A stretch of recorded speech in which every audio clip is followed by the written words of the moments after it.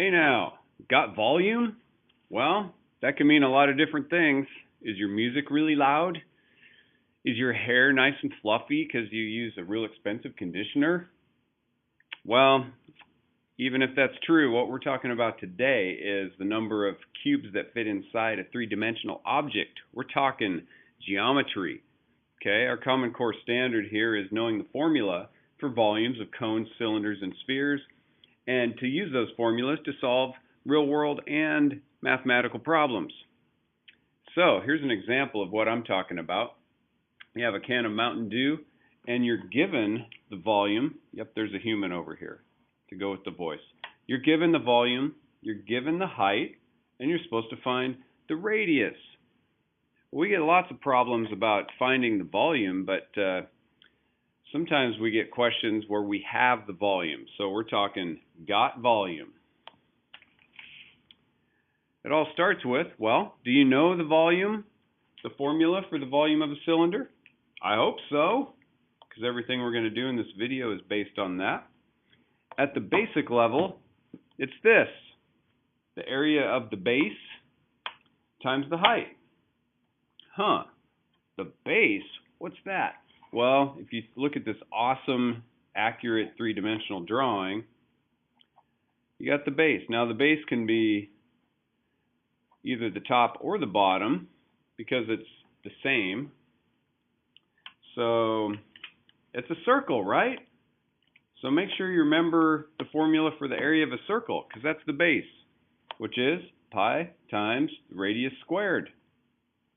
Okay, so if we substitute that in there, we end up with pi times the radius squared, that's the base, times how tall the thing is, right? The height. Base times height. Okay, that's the pieces of the formula, but now I have a question for you.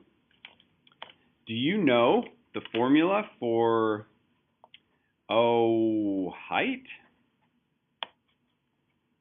Do you know the formula for radius? Diameter? I sure don't, so if you're looking for that in this video, you're not going to find it. But I'll tell you what, if you can remember the formula for the volume, we can make everything else work out using your awesome algebra skills. Here's what I'm talking about. Get all these things out of the way. You can use algebra to make your own formula. What? Yeah, you don't have to memorize a bunch of formulas. So if you're looking for when am I ever going to use algebra, well, here's an opportunity for that. Make your own formula using algebra. Had a lot of fun in past math classes, solving for x and subtracting numbers from both sides and dividing by coefficients. Well, use those skills right now. Here's what I mean. Let's say, remember our equation up here, volume equals pi r squared times the height. Let's say you need the height.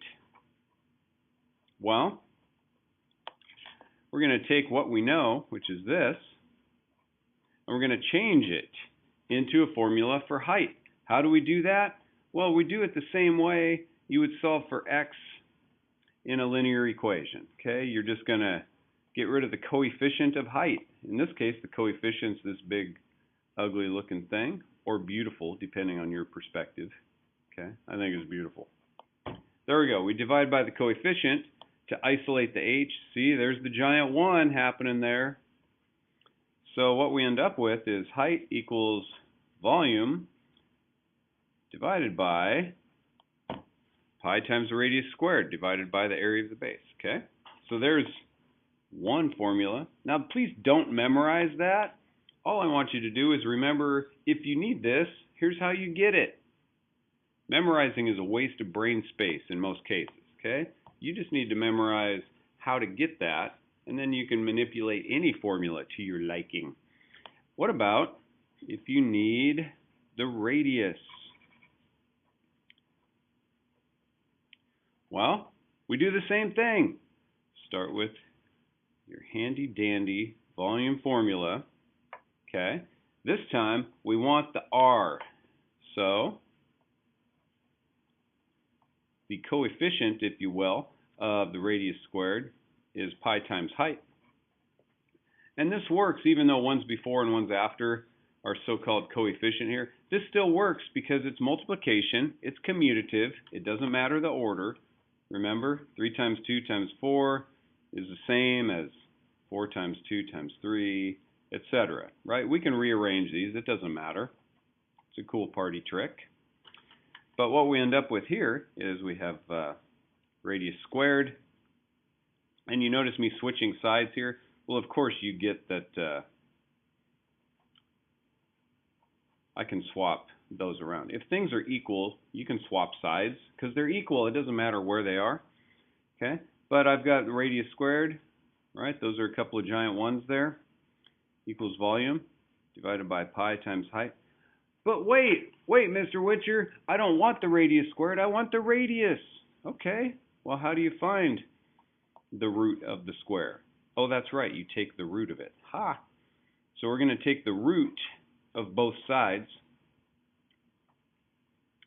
and what we end up with is radius is the square root of volume over pi times the height. Now, of course, that's ridiculous to memorize that, unless you're trying to win a bet and someone offered you a lot of money. Of course, you should do it. But otherwise, that's a crazy formula. The important thing to remember is you can create any formula you want using those algebra skills. Hey, one more thing here. What if you need the diameter? What if that crazy teacher throws you a curveball, gives you the volume, gives you the height, and asks you for the diameter? Well, that's easy, right? Because if diameter is all the way across a circle through the center point, and you know this, radius is halfway across. Well, it takes 2 of those to make that. So all we really need to do here is we can change the R to a D for diameter, and we need 2 of those. 2 of those things that are equaled. So if you had to, you could do that, right? You just find the radius and do it times 2. There. So I just showed you a way that you already knew this. You know how to find equations by manipulating different pieces of the equation to isolate the variable you want. Stay tuned for the next video, which is going to have you take this skill and solve our original problem, which was this, right? So go forward to the next video. Let's solve a problem. Then there's going to be a part 3 where I give you a few practice problems and you'll have opportunities to test all of these different things out. It's awesome, and I'll see you then. Thanks for watching. Volume.